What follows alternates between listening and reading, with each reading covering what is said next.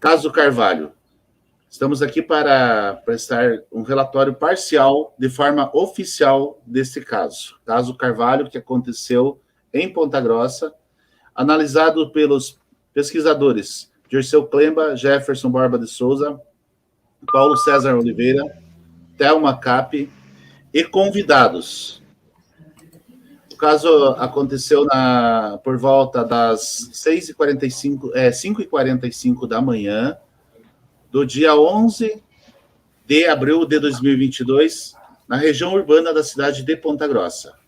Por volta das 9 horas da manhã, a equipe de pesquisadores foi contactada pela família dos envolvidos, onde fizeram o pré-relato dos fatos. Foram coletadas, então, as amostras, e aqui vamos apresentar o caso de forma sucinta, pois as investigações, elas continuam.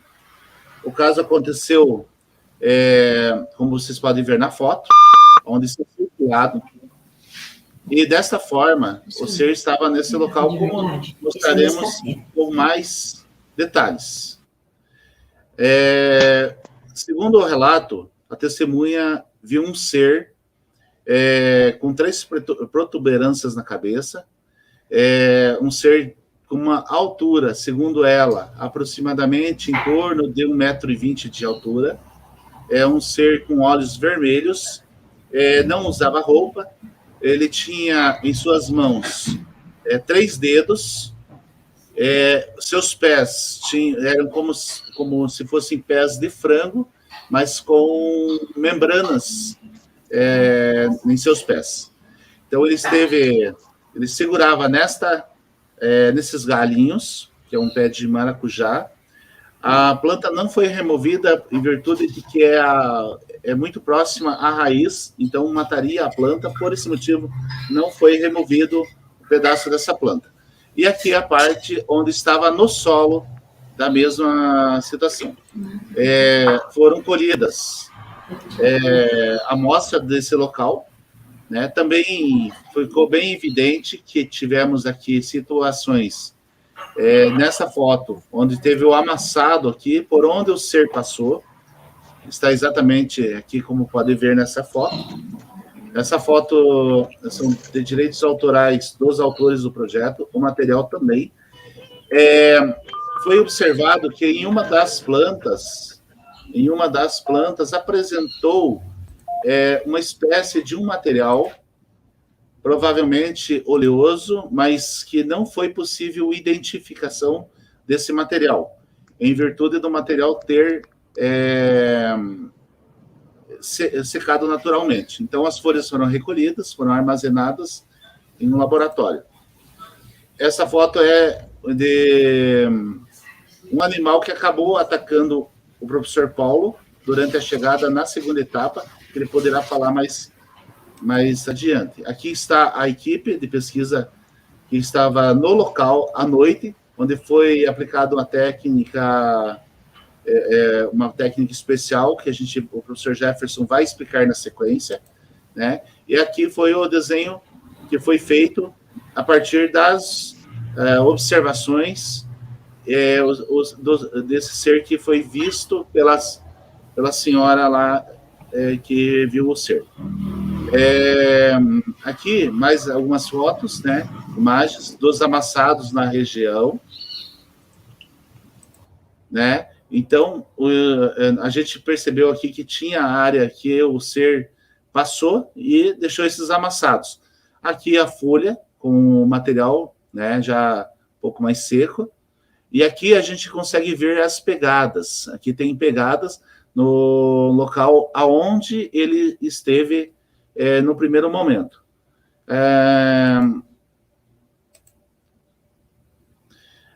Essa folha foi encaminhada, foi feito imagens de microscópio, essa aqui é uma 50 vezes, onde foi comparado o local natural da folha em relação ao local onde estava a gota.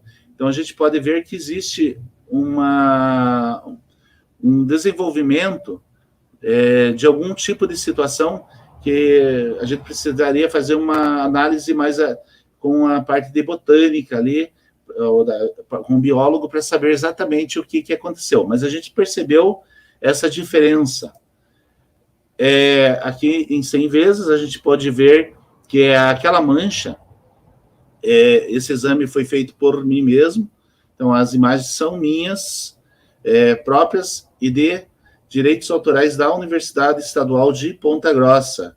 Né? Então, essas imagens aqui, elas estão autorizadas a divulgação mediante esse comunicado oficial.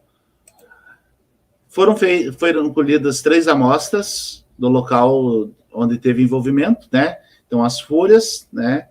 Esse local dessa terra aqui é o local onde o ser estava no primeiro contato. E essa amostra 3 é do local onde estavam estas folhas. E essa amostra 2 aqui é um material onde o ser pulou o muro e onde ele teve o maior contato com o solo. Ela está escura porque é uma área onde tinha bastante carvão no local. Então, recentemente foi feito um fogo, né? Então, as cinzas que estavam ali, o carvão que estava ali, facilitou para deixar aquela pegada. Talvez haja questionamento com relação que tipo de pegadas, porque não foram gravadas essas pegadas ou feito molde. É que são pegadas superficiais que não puderam ser feitas. Aqui as amostras indo para parte de exames laboratoriais, e aqui nós temos o relatório da análise por fluorescência em um EDX 700 dessas amostras, dessas 3 amostras. Observou-se que a amostra 1 e a amostra 3, elas apresentam resultados parecidos na sua composição. A amostra 2, ela apresenta um alto teor de cálcio e um baixo teor de silício, enquanto a amostra 1 e 3 apresentam um teor bem alto de cálcio, de silício, e um teor bem baixo de cálcio. Então, essa foi uma situação que a gente percebeu nessa situação. Eu gostaria agora de passar a palavra ao professor Jefferson, que estará dando fazendo uma avaliação do caso, uma avaliação prévia do caso. Eu quero agradecer a todos a presença. Digo para vocês o seguinte: o nosso trabalho é um trabalho que está em estado preliminar, onde estamos primeiro fazendo uma averiguação das primeiras amostras que conseguimos obter, os depoimentos, a avaliação psicológica dos envolvidos, que isso é fundamental para uma questão de protocolo. Então, o que passa em tudo isso é que podemos afirmar certas coisas. Primeiro, que temos razões para crer que esse caso ele merece uma investigação mais profunda, ou seja, que existe um grau de seriedade no que passa. É porque eu não posso simplesmente vir aqui dizer para vocês que temos um caso, que esse caso passou assim. É que estamos investigando. Então, com o papel de investigação, é importante que a gente apresente evidências um pouco mais concretas que possam oferecer uma substância ao que estamos estudando. Então, por isso que estamos tomando todos esses passos de protocolo que são necessários para isso. Então, a primeira coisa é essa, que temos um caso que queremos que tenha um mérito para ser estudado e que, pessoalmente, minha opinião pessoal, eu creio que, de verdade, é um caso significativo. E também podemos fazer outra afirmação de que a distinção do caso Varginha não houve a queda de nenhum veículo. Ou seja, não existe nenhum crash, nenhuma nave ou algo por estilo. Mas devo apontar que foram vistas observações, inclusive filmagens, onde objetos voadores não identificados foram filmados na área de onde passou o evento. Mas é o máximo que podemos fazer. E a única similitude que existe entre o caso de Varginha é a descrição da entidade, do ser, e também certos detalhes que dizem respeito à composição do ser. Quando o professor Disseu fez aquela análise da substância oleosa, tem que ver também com a secreção que supostamente o ser de Varginha produzia. E se é possível que se obtenha mais informações, se faria uma comparação onde se verificaria isso, porque existe a possibilidade que esse ser não seja um ser totalmente orgânico, mas seja uma espécie de biotecnologia, um construto, ou seja, um ser artificialmente produzido, um biorobô ou algo por estilo. Mas tudo, por enquanto, está na base teórica, não podemos fazer nenhuma afirmação. Estamos na base de teorias. Mas cada um dos investigadores envolvidos chegaram a poder ser o ser que estamos apresentando aqui, que o professor Liceu está apresentando. A técnica usada para isso chama-se mnemonáutica, onde se usa uma mistura de projeção astral e psicometria. E com isso, então, sem que a pessoa faça a descrição verbal, se produz a imagem. A imagem, então, é feita e depois pedimos que a pessoa descreva o que ela viu, sem que ela veja o que está sendo desenhado. Mais tarde, quando ela observa, a gente pergunta se, baseado na observação dela, e ela agora vendo visualmente o desenho, se ela pode confirmar se aproximava do que ela viu. E a resposta dela foi emocional, porque ela disse que, sim, temos documentado esse momento onde ela tem o encontro visual com o que ela viu. Isso foi remarcável.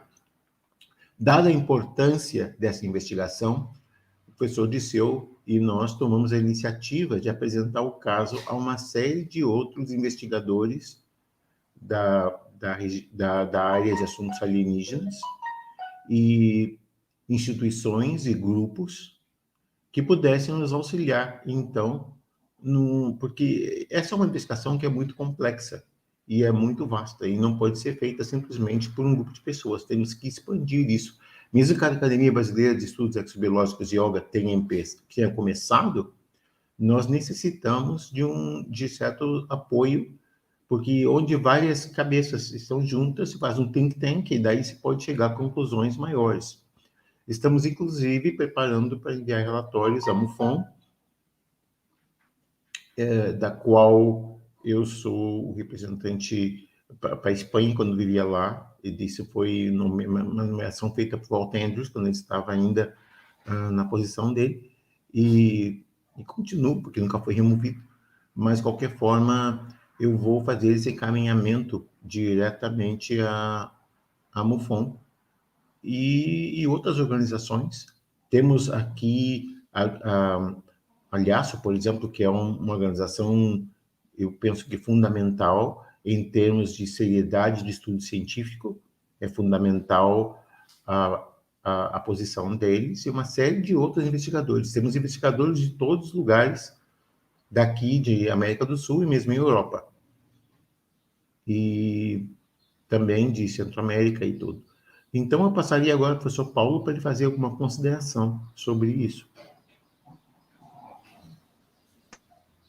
Professor Paulo. Ok. Eu, acompanhando a equipe de pesquisas, quero dizer que a ABEX, a nossa Academia Brasileira de Estudos Exológicos e Yoga, utiliza metodologia científica. Então, nós nos opomos a qualquer tipo de sensacionalismo ou ridicularização do caso antes das conclusões. Tanto é que o professor Jefferson acaba de mencionar que, inclusive, não querendo guardar apenas para nós mesmos essas informações, o professor Dirceu liderando a equipe, as evidências foram compartilhadas e tudo está sendo analisado. No meu depoimento, eu quero apenas deixar claro que nós percebemos um comportamento muito anômalo por conta dos cães de propriedade da família que teve o contato. Eram cães, assim, muito amistosos, nunca tinham atacado ninguém, e eles estavam muito agitados, fora do comum. Tanto é que um deles me atacou, e a família tentou segurar e tudo, ele veio. Curiosamente, ele não me mordeu nem na canela, nem na panturrilha, ele mordeu na altura da coxa. E ficou um ferimentozinho, vocês viram na foto, é um cão vacinado, eu não tive problema nenhum, mas eu só estou, inclusive, apenas comentando para ver como que isso influenciou no comportamento dos cães, que nunca atacaram ninguém, segundo a família. E depois, durante a reunião, nós utilizamos várias técnicas com metodologia científica e também métodos de pesquisa que vão um pouquinho mais além da metafísica também. Então, a academia utiliza a metodologia científica, mas também segue na vanguarda das pesquisas nessa área de percepção extrasensorial.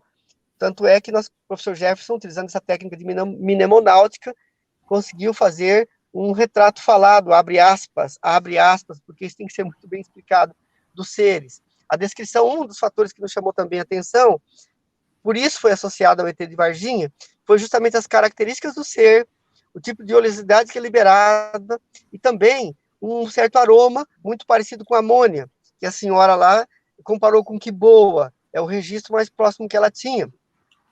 Mas nós, pesquisadores, sabemos que são características do ser de Varginha, do mesmo ser, mas não foi registrado queda de OVNI, embora nos dias que precederam foram feitas filmagens, nós temos as filmagens, estão sendo analisadas, inclusive de objetos voadores não identificados no céu de Ponta Grossa, com um comportamento muito anômalo, mas é muito cedo para qualquer digamos assim, parecer. Então, nós estamos na primeira etapa inicial das pesquisas.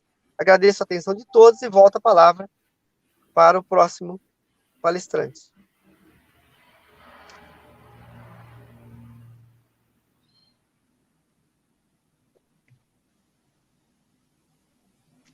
Microfone, professor Disseu.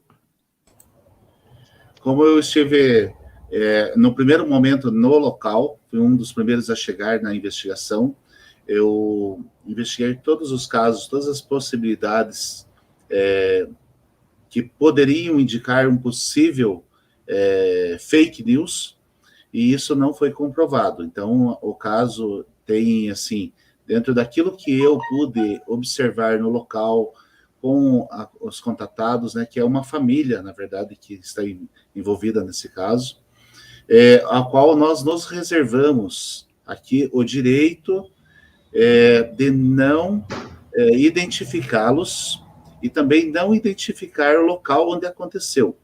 Por quê? Porque a gente tem respeito e tem ética pela família, pelos moradores do local, é uma área urbana da cidade, e que a gente está usando o nome como Caso Carvalho, porque pode identificar, por exemplo, um possível sobrenome, pode identificar um possível bairro, pode identificar uma possível identidade do caso, mas isso não está se referindo única e exclusivamente a um local ou um sobrenome.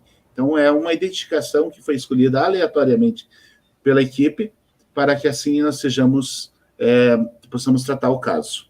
Certo? Então, essa é a nossa responsabilidade com toda a situação, com todos os envolvidos, e estamos agindo com ética. Eu agora gostaria de convidar o professor Roberto. O professor Roberto, ele fez parte da reunião que foi feita de nível internacional. Tivemos, nesta reunião,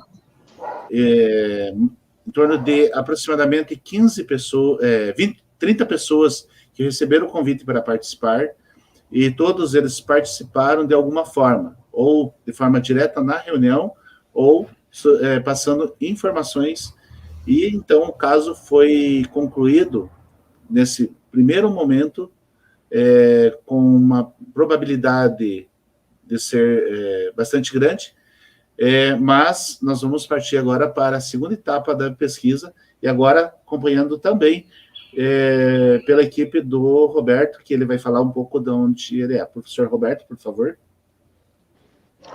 Bom dia a todos, gratidão.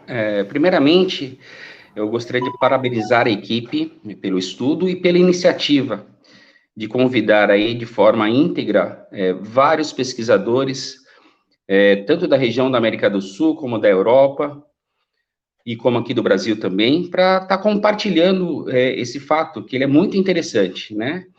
Existem bastante evidências aí para um início de estudo, para vermos a veracidade, né, e a probabilidade do caso ter ocorrido realmente. Eu sou membro fundador da LASO, né, que traduzindo, que seria a Academia Latino-Americana de Ufologia Científica. Nós somos uma UCIP registrada aqui no Brasil, temos nosso CNPJ, né, somos estudiosos de contatados de 5º grau, que é da Academia do Dr. Júlio Acosta Navarro, né, ele é um pesquisador com mais de 40 anos, e passa seu amor à ufologia e seus estudos, né, para frente, e fazendo parte desse grupo da LASO, eu sou muito grato e preciso agradecer mais uma vez ao grupo aí pela excelente iniciativa de estar compartilhando o fato. Eu acredito que a ufologia brasileira tem bastante a estar desenvolvendo, nós temos muitos casos ufológicos, eu estou falando aqui da região de Peruíbe, aqui no litoral sul de São Paulo, uma área também muito rica em processos, né, em casos ufológicos. E, mais uma vez, um abraço aos pesquisadores, estamos aqui acompanhando, obrigado pela oportunidade, né, e vamos ajudar no que for possível nessa pesquisa. Gratidão ao Odisseu, gratidão ao mestre Jefferson e gratidão ao senhor Paulo, e também a pesquisadora Thelma, se eu não me engano, se eu não me falhou o nome, né, parabéns a vocês aí de terem iniciado essa pesquisa. E vamos dar continuidade, estaremos aqui acompanhando, e gratidão a todos aí, e um abraço aos nossos amigos também que estão nos acompanhando, que fazem parte desse seleto grupo. Gratidão a todos.